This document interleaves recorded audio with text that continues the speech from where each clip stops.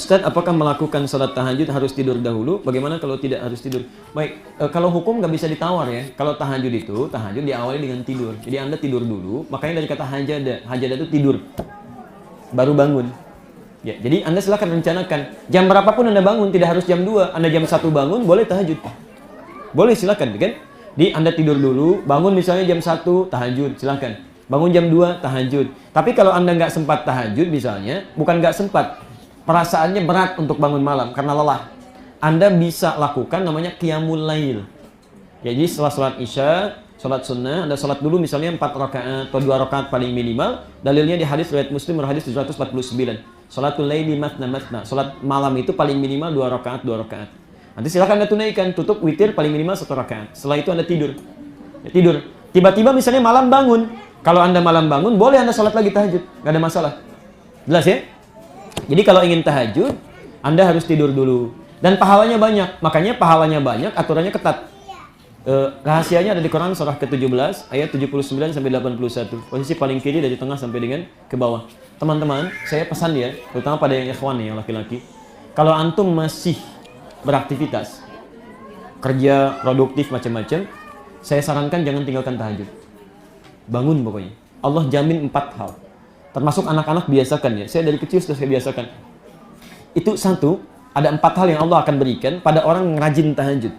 Yang tidak diberikan pada yang tidak tahajud, sekalipun sholat fardunya khusyuk, Anda nggak akan dapat. Satu, asa ayyab'atsaka rabbuka maqaman mahmuda. Orang ini akan diangkat oleh Allah karirnya, ditempatkan di karir terbaik. Apapun itu. Jadi ada makam mahmuda. Kalau cuma makam saja, mungkin Anda diangkat tapi orang lain nggak suka. Kok kenapa mesti dia gitu? Tapi kalau makam mahmuda, orang lain akan paham. Oh, rupanya harus dia.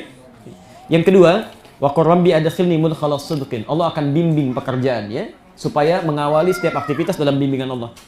Beda antara yang dibimbing dengan yang enggak. Ya. Anda dibimbing, masya Allah, ada jalan tiba-tiba macet, dikasih solusi. Orang lain bermasalah, Anda bisa lancar-lancar saja. 3, wa akhrijni mukhrajas sidqin. Diberikan solusi terbaik saat punya masalah. Dibimbing oleh Allah. Ada orang pengen naik kedudukan promosi, dia harus keluar uang dulu, caranya nggak bagus. Anda tiba-tiba bisa langsung naik. Itu indah ya. Dan yang keempat, ini yang paling hebat. Waj'alni min ladunka sultanan nasira. Anda akan ditolong langsung oleh Allah jika ada orang yang iseng ingin menyakiti Anda. Ya. Kadang bisnis itu kan tidak mudah. Ada yang ingin menyudutkan, menyingkirkan, menyungkurkan, persaingannya kotor gitu kan. Anda rajin tahajud, masya Allah. Itu demi Allah saya katakan, pertolongan Allah itu cepat. Makanya zaman Nabi, para pebisnis-pebisnis itu nggak pernah ninggalin tahajud. Anda nggak percaya silahkan cek ya. Utsman bin Affan radhiyallahu ta'ala anhu, Abdurrahman bin Auf, Tamim Ad-Dari. Itu disebutkan oleh Imam An-Nawawi dalam kitab At-Tibyan. Ada 2 cetakan di Indonesia yang berbahasa Arab. Ada yang warna merah marun, terbitan dari Kutub Islamiyah, halaman 38, posisi paling kanan sebelah atas, paragraf pertama baris 1 sampai 2. Ada yang terbitan Darun Nafais warna kuning. Itu halaman 47, posisi paling kiri sebelah bawah, paragraf ketiga baris 1 sampai 7. Kata Imam An-Nawawi, Utsman itu, Abdurrahman bin Auf, Tamim Ad-Dari, sahabat Nabi, dijamin masuk surga, hebatnya luar biasa, aktivitasnya padat, bisnisnya banyak, sampai kaya. Aset Utsman itu sampai sekarang masih ada. Masih ada. Ya, saya terakhir dari Madinah itu, sekarang akan jadi perhotelan.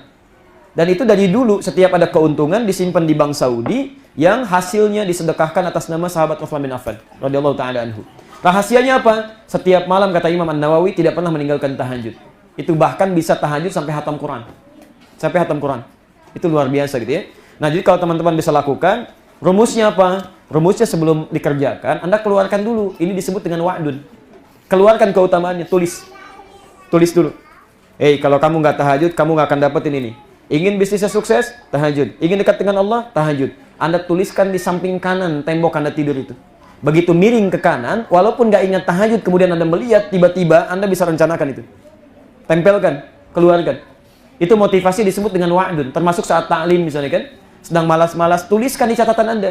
Kamu ingin diringankan langkah ke surga? Ayo, semangat, semangat. Kamu ingin ke surga? Semangat. Kamu sudah pasti surganya? Ini ada peluang surga. Tuliskan, begitu lihat, jadi. Jadi tulis dulu, siapkan, pasang alarm 3 kali. Ya. Alarm pertama, mematikan alarm kedua. Alarm kedua, matikan alarm ketiga. Alarm ketiga, siap-siap.